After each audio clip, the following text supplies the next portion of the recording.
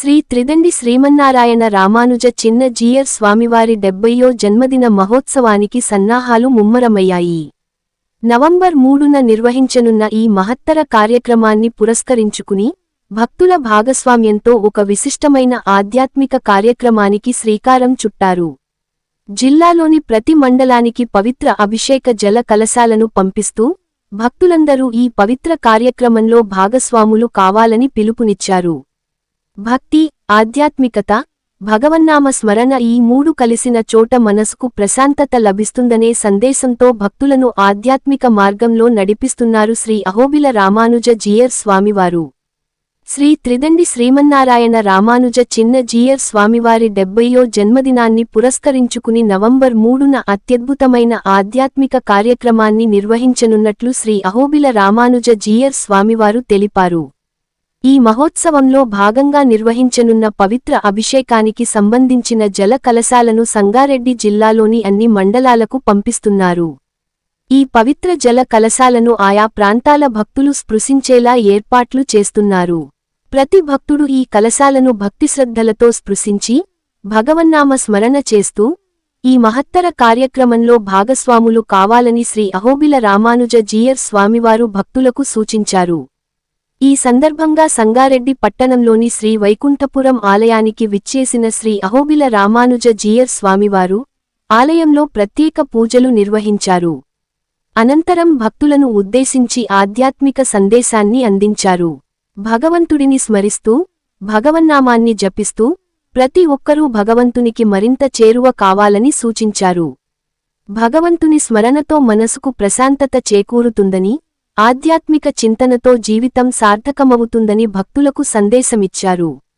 అనంతరం భక్తులకు ఆశీస్సులు అందించి ప్రసాదాలను పంపిణీ చేశారు. శ్రీ అహోబిల రామానుజ జీయర్ స్వామివారికి జై శ్రీమన్నారాయణ చారిటబుల్ ట్రస్ట్ ఆధ్వర్యంలో ఘనంగా సత్కారం నిర్వహించారు. ట్రస్ట్ చైర్మన్ శ్రీమాన్ పురం వీరేందర్తో పాటు కమిటీ సభ్యులు స్వామివారిని సభక్తిపూర్వకంగా సన్మానించారు. శ్రీ త్రిదండి శ్రీమన్నారాయణ రామానుజ చిన్న జీయర్ స్వామివారి 70వ జన్మదిన మహోత్సవాన్ని పురస్కరించుకుని జరుగుతున్న ఈ పవిత్ర కార్యక్రమం భక్తులందరినీ ఒకే ఆధ్యాత్మిక వేదికపైకి తీసుకువచ్చే మహత్తర సందర్భంగా నిలవనుంది. Ram Dayal Rebba, R7 news, Sangareddy. ఈరోజు చాలా విశేషమైన రోజు. శ్రావణ మాసం శుక్రవారం. 4 శుక్రవారాలు లక్ష్మీదేవిని ఆరాధించే గొప్ప కాలం. ఈ మాసానికి పేరు రావడానికి గల కారణమే శ్రవణ సంబంధమైంది కనుక దీన్ని శ్రావణం అంటారు. అన్ని వింటుంది, అన్ని వినిపిస్తుంది కనుక అమ్మవారికి పేరు శ్రీ అని పేరు. శృణోతి, శ్రావయతి అని పేరు. బాగా వింటుంది, మనందరి బాధలు వింటుంది అమ్మవారు. అందువల్ల ఆవిడని శ్రీ అంటారు. శృణోతీతి శ్రీ. వినేం చేస్తుంది? మళ్ళీ స్వామివారికి చెప్తుందట. శ్రావయతి అంటారు అమ్మవారిని. వినిపిస్తుంది మన బాధలన్నీ. అయ్యా ఇగో వాళ్ళంతా ఇలా ఉన్నారు ఇలా ఉన్నారని బాధలు చెప్పుకుంటుంటే స్వామి వింటాట. మన బాధలు వినేవాడు కూడా ఒకటి కావాలి కదండి. సహజంగా ఊళ్ళో వాళ్ళందరికీ అదే పని. మన బాధలు పక్కవాడికి చెప్పేద్దాం అనుకుంటాం, కానీ ఎప్పుడు కూడా ఇంటి గుట్టు రట్టు చేసుకోకూడదు అంటారు. రోగాన్ని అందరికీ చెప్పాలి, ఇంట్లో గుట్టుని దాచిపెట్టాలంటారు. కానీ సహజంగా ఏం చేస్తాం? పక్కవాడి దగ్గరికి నాకు ఇలా ఉంది నాకు ఇలా ఉందని మనం చెప్పుకుంటాం. పక్కవాళ్ళు ఏం చేస్తారు? మన ఎవరేం చేయలేరు. రక్షిస్తారు ఎవరైనా? ఎవరి దగ్గర మొరపెట్టుకోవాలి? వాడి దగ్గర చెప్పాలి. రోగం గురించి అందరికీ చెప్పాలి. ఎందుకంటే రోగం ఉందనుకోండి, దానికి మందు ఎవరి దగ్గర ఉంటుంది. ఎందుకంటే ప్రపంచంలో ఉన్నవాళ్ళే రోగులు ఎక్కువ. అవునా కదా?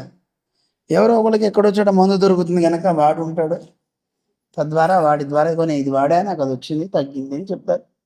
కానీ ఇప్పుడు రివర్స్, రోగం ఎవరికీ చెప్పరు. అది ముదిరిపోయి ప్రాణం పోయాక అయ్యో పాపం పోయాడు, ముందే తెలుసుంటే నేనే మంది ఇచ్చేవాడిని అంటారు. ఇక మాకు కూడా ఈ సంగారెడ్డి ఆలయం వెంకటేశ్వర స్వామిని ప్రతిష్ఠ చేయడానికి పెరుమాళ్ళు పంపించేటప్పుడు గురువుగారు పంపించారు. ఆ సంబంధం వల్ల అప్పుడప్పుడు అలాగా నక్షత్రంలాగా మెరిసి వెళ్ళిపోతూ ఉంటాం.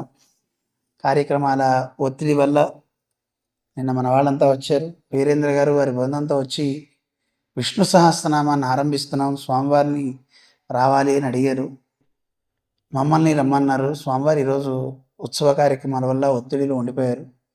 సరే నేను స్వామిని అడిగి చెప్తా అన్నాను. సరే అన్నారు స్వామివారు కూడా.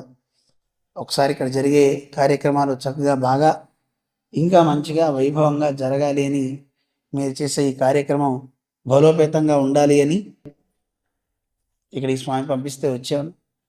అయితే ఒక షరతు పెట్టాను నేను వాళ్ళకి. నేను వచ్చి చెయ్యాలి అంటే నేను అడిగిన కార్యక్రమం చేయాలి అని చెప్పాను వీరేంద్ర గారు.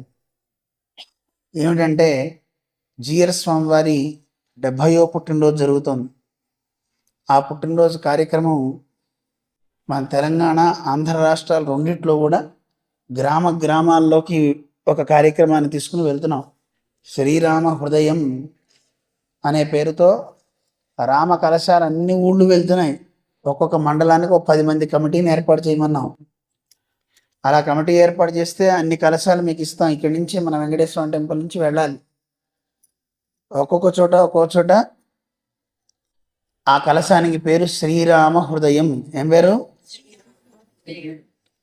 తెలంగాణలో చాలా ఊళ్ళలో పెద్ద పెద్ద ఊరేగింపులు చేశారు. ఆ కార్యక్రమం మీకు వీడియోస్ చూపిస్తాను. ఇప్పుడు అద్భుతంగా యాత్ర జరిగింది. శ్రీరామచంద్రుడు వస్తే ఎంత బాగా ఆనందంతో ఉన్నారో అంత బాగా ఉన్నారు. గురువుకి శిష్యుడి మీద లేదు, శిష్యుడి గురువు మీద లేదు, దంపతులకి అసలు లేదు, అన్నదమ్ముల మధ్య అసలే లేదు. అనేక రకాలుగా వ్యక్తులు ఉంటున్నారు. అందుకని అందరి మధ్యలో ప్రేమ ఉండాలా వద్దా? అలాంటి ప్రేమ అంకురించాలి అంటే రాముడు కావాలి. అందుకే శ్రీరామ హృదయం అనే పేరుతో ఈ కలశం వెళ్తోంది. ఆ కలశాలు సామాన్య కలశాలు కావు. రేపు మన జిఆర్ స్వామివారు వారి పెరుమాళ్ళకి అభిషేకం చేయబోయే కలశాలు. ఏకోత్తర సహస్ర కలశాభిషేకం అనమాట. 1001 కలశాలతో అభిషేకం జరుగుతుంది. ఆ కలశాలు మన దగ్గరికి వస్తున్నాయి. ఒక అమ్మాయి వెనకాతలు పడుతున్నట్ట. ఆ అమ్మాయికి కోపం వచ్చి రాయి తీసుకుని వేసి కొట్టిందిరా. వాడి దెబ్బతయింది, నెత్తురు కారిపోతుంది. వాడు రాయి తీసుకుని పరిగెత్తుకుంటూ వచ్చేట. ఆ అమ్మాయికి భయం వేసింది, ఎక్కడ నన్ను కొడతాడో, అమ్మో అనవసరంగా కొట్టాను. నీ శుతిమెత్తని చేత్తో ఇలాంటి కఠినమైన రాయిని తీసుకుని కొడితే ఎంత కందిపోతుంది అన్నట్లండి. వాడికి దెబ్బ తగిలింది, మర్చిపోయాడు. ఏమండి, అంటే పెళ్ళి కావడానికి ముందు ఇలాగే ఉంటాయి మాటలు. పెళ్ళి అయ్యాక కొట్టకపోయినా మాట్లాడితే చాలు, చావు కొట్టేస్తుంది, చంపేస్తుంది అనే మాటలు మాట్లాడతారు కదండి. అనుభవం కదా కాదా? పెళ్ళికి ముందు ఇంకా మాట్లాడాలి అనుకుంటారు. పెళ్ళి అయ్యాక ఇక చాలు ఆపుకుంటారు. ప్రేమ పెరిగిపోయింది. కానీ రాముడు అలా లేడు. ఎలా ఉన్నాడు? మధురాలాప కిమాహ మమ భామిని. మధురంగా మాట్లాడే నా భార్య సీత ఏముంటుంది చెప్పవయా? హనుమా చెప్పు. నజీవేయం క్షణమపి. ఆవిడ లేకుండా ఒక క్షణం జీవించలేని అన్నాడు. ఈ రోజుల్లో ఏ పతి అలా ఉన్నాడు చెప్పండి. ఏ భార్య సీతమ్మలాగా తన భర్త యందు అంతటి వ్యామోహం ఉంటుంది? లేదని అన్న ఉన్నాయి భార్యాభర్తల మధ్య సంబంధాలు, కానీ అంతటి ప్రేమలు ఇదివరకు ఉండేవి మన వాళ్ళల్లో. ఇప్పుడు చూడండి, చాలామంది వృద్ధుల్లో మనం చూస్తూ ఉంటాం. భార్య పోయింది అనగానే భర్త చాలా దిగులు చెంది పాపం తిండి మానేసిన వాళ్ళు ఉన్నారు. వాళ్ళకి పూర్తిగా డివోషన్లోకి వెళ్ళిపోయి ఇంకా ఎక్కువ వాళ్ళని తలుచుకుంటూ చాలామంది ఉండేవాళ్ళు ఉన్నారా లేరా? కానీ ఈ రోజుల్లో పోతే పోయింది, పోనీ పోతారు, ఏం చేస్తాం అని ఇంకో పెళ్ళి. ఉంటున్నారా లేదా చెప్పండి? కానీ ఆ బంధాలు వద్దని నేను అనండి. పెళ్లి గురించి నేను కామెంట్ ఏం చేయట్లేదు, ఎవరి అవసరాలు వాళ్ళవి. కానీ పూర్వకాలంలో ఉండే సంబంధాలు ఎంత గొప్పవి. చిన్న మాట వస్తే ఇప్పుడే పెళ్ళైనా వెంటనే విడాకులు అయిపోతున్నాయి. కానీ పూర్వకాలంలో ఇంకా పెద్ద పెద్ద గొడవలు జరిగినా మళ్ళీ కలిసి ఉండేవారు. అన్నదమ్ముల మధ్య చూడండి, ఏ అన్నదమ్ములు కలిసి ఉంటున్నారు చెప్పండి. అందుకే అందరి మధ్యలో మంచి ప్రేమానురాగాలతో ఉండే వ్యక్తిత్వం కావాలి. అలా చూపేవాడు రాముడు ఒక్కడే. తండ్రి విషయంలో ఎలా ఉంటాడో, భార్య విషయంలో ఎలా ఉంటాడో, ఆఖరికి శత్రువు విషయంలో కూడా రాముడు ఎలా ఉన్నాడు, ఇది కూడా మనకి తెలియాలా వద్దా? రామచంద్రుడు శత్రువుని కూడా రక్షించాడండి. బతుకు జాగ్రత్త వెళ్ళు అన్నాడా లేదా? ఇది మనకు కావాలి. రాముని హృదయం రావాలి. మీరు చెప్పండి, చెడ్డ పిల్లవాడు పుడితే పుడతాడేమో కానీ చెడ్డ తల్లి ఎక్కడైనా ఉంటుందా? కుపుత్రో జాయేత కుమాత నభవతి. చెడ్డ పిల్లవాడు ఉంటే ఉండొచ్చు, చెడ్డ తల్లి ఉంటుందా? కానీ ఇప్పుడు చూస్తే రివర్స్ అయిపోతుంది. పిల్లలు తల్లిని చంపుతున్నారు, తల్లులు పిల్లల్ని చంపుతున్నారు. కాలం మారిపోతుంది. ఇలాంటి టైంలో రాముడు అవసరమా కాదా? చెప్పండి అమ్మా.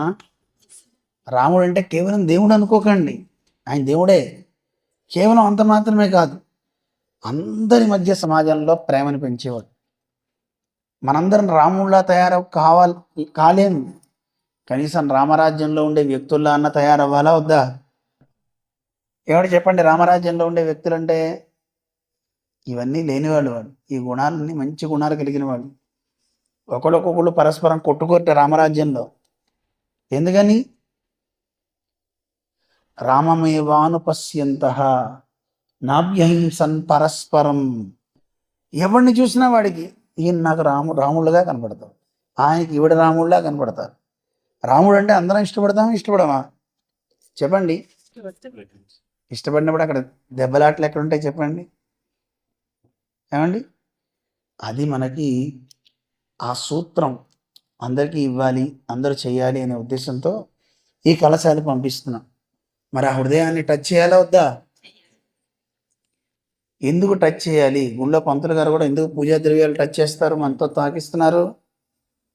ఇందాక చెప్పా కదా, ప్రేమ కలిగిన వాళ్ళ చేత్తో తాకితే అది మనకు ఎంతో ఇష్టం.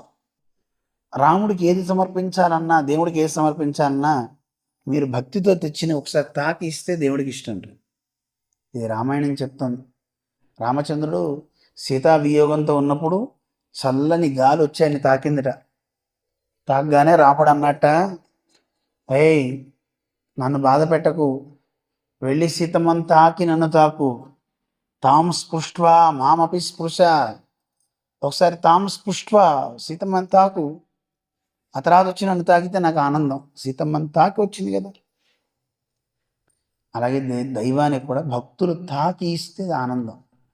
అందుకే పూజ చేసేటప్పుడు పంతులు గారు ఏం చేస్తారు? చేయగడుక్కోండి, తాకండి అంటారా? అనరా? అంటే మీరు ముట్టుకుంటే అది ఇష్టం. అలాగే రేపు జీయర్ స్వామి వారు పెరుమాళ్ళకి చేసే కలశాభిషేకాన్ని కూడా మీరందరూ తాకారనుకోండి, ఆ కలశాన్ని, కలశం దేనికి ఇండికేట్ తెసండి? మన హృదయానికి ఇండికేట్. దేనికి ప్రతీక? హృదయానికి. అందుకే ఇప్పుడు మేము ఇందాక గుళ్ళోకి రాగానే ఏం పెట్టారండి? గుడి దగ్గర రాగానే ఏం పెట్టారు? పూర్ణ కలశం, పూర్ణ కుంభం అంటారు. అంటే మీరు రావడం మాకు ఎంతో ఇష్టం అని చెప్పడం. ఒక ఇంటికి ఒకరు ఎవరైనా వస్తే వచ్చినవాడు నాకు ఇష్టం అని తెలియాలంటే వాడికి చేసే మనం చేసే ఉపచారాలు. రండి కూర్చొని పాలు తాగండి, కాఫీ తాగండి. అమ్మో నాకు కాఫీ పాలు ఇష్టం లేదండి, టీ ఇష్టం, అయితే అదే పెడతానండి అని వాడికి కొబ్బరి నీళ్ళు అవి ఇవి ఏవో ఒకటి హడావుడి చేసిస్తే ప్రేమ ఉన్నదని తెలుస్తూ ఉంటుంది. అది తెలియడానికి మనం ఒక కలశం పెడతాం, పూర్ణ కలశం నీళ్ళతో పెడతాం. అంటే మన హృదయం ఎంటీగా ఉండకూడదు, ఖాళీగా ఉండకూడదు, ప్రేమతో నిండి ఉండాలి. అందుకే నీళ్లు పోసి పెడతాం. ఇది కూడా మంచిది. అందుకని మన ఊరు వచ్చే కలశాన్ని అందరూ తాకండి. అందరూ తాకి ఊరేగింపు చేసి ప్రతి గడపకి కలశం తీసుకెళ్ళండి. గడపకి తీసుకెళ్ళమన్నాను, గడపకి తాకించుకోండి, గడపలో ఉన్న వాళ్ళతో తాకించండి. ప్రతి వ్యక్తి దాన్ని స్పృశించేలా చేయండి. చేద్దామా? ఒక మండలంలో 20 విలేజెస్ ఉంటాయి, అంతకంటే ఎక్కువ ఉండవు. 10 రోజులు మీరు టైం పెట్టుకోండి. ఉదయం ఒక ఊరు, సాయంత్రం ఒక ఊరు.